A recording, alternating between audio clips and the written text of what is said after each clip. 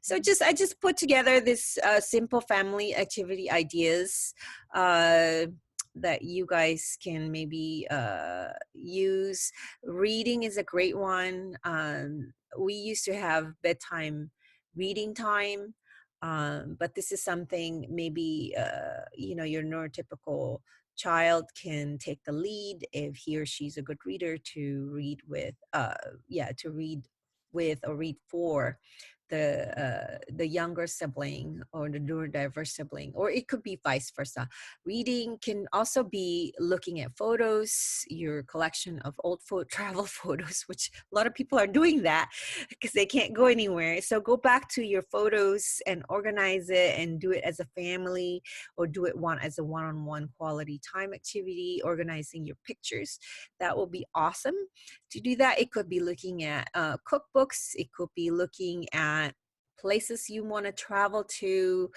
So when I say reading, it doesn't have to be books. It's just looking at something together.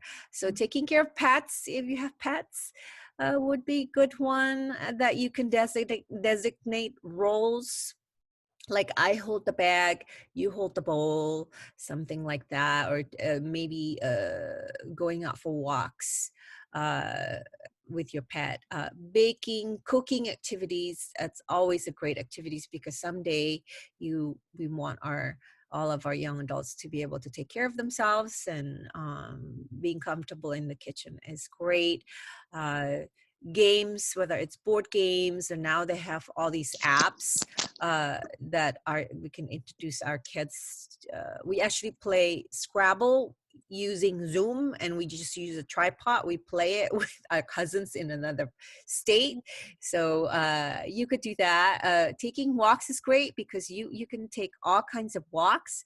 You can do bird watching walks. You can do, take your flashlight and take a walk with your flashlight. You can do different kinds of themes when you take a walk. It's a fun one to do with as a family or one-on-one. Obstacle course, if you have a good sized backyard, you can set it up in the backyard, and it's a good one to practice, taking turns and moving, changing up the obstacle course. It's a good one, especially if you have like little kids.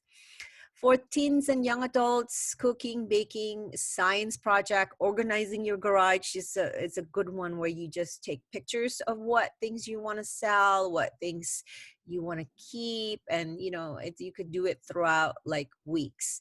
For example, listening to music, board games, video games. I'm not much of a video game, but it's actually great bonding activity with the neurotypical family members. So I recommend that you share their passion as well. Planning a travel destination, watching a show together, that's another one. And I think that's it. So I hope I'm going to stop sharing.